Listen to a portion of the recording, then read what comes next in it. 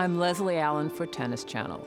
Welcome to the 4th edition of 50 Years of the WTA.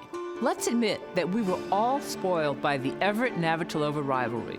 So in the late 80s, as each of these titans wound down their careers, all of us in tennis wondered who would be the headliners for the WTA's next great rivalry. Sure enough, by 1989, Everett's last year, a great one surfaced instantly.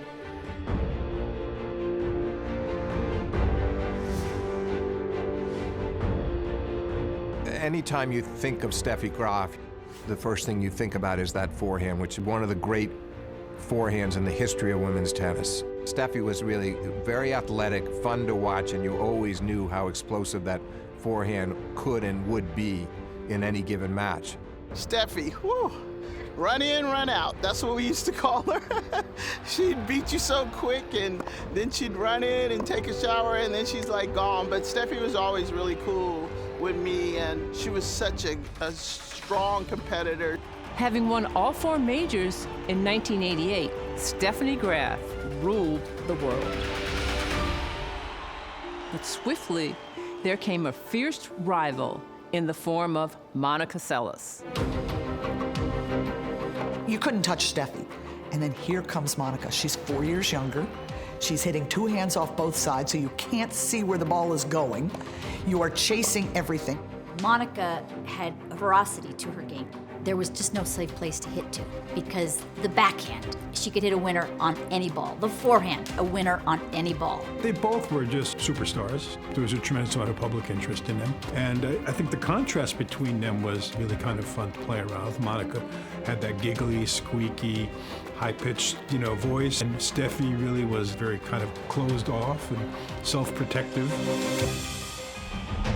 So they met at all the major finals. They ended up tying at 3-3 in those finals. By far the best to me was Monica's win over Steffi at Roland Garros in 1992. That was maybe their most epic confrontation because it started off fairly routine with Monica winning the first 6-2, and Steffi battles back to win the second, and then they eventually went to 10-8 in the third for Monica.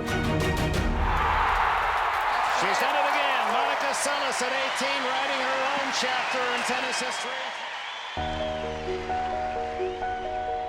A year later, Monica Seles is gone from the game. She's been stabbed in the back by a deranged fan whose only objective was to see Graff become #1 in the world again.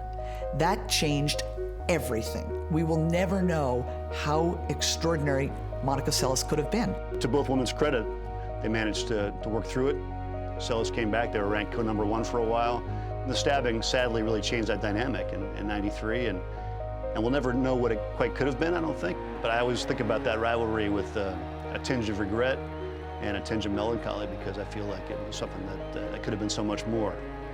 Great as the Graff-Seles rivalry was, amid what had happened to Monica, it was also tinged with a strong sense of sadness. As it was, over the course of 11 years, these two played one another only 15 times. But all those matches were compelling, conducted with fever-pitch intensity. So yes, we can think of what might have been, but perhaps it's best to be glad for what there was. For Tennis Channel, I'm Leslie Allen.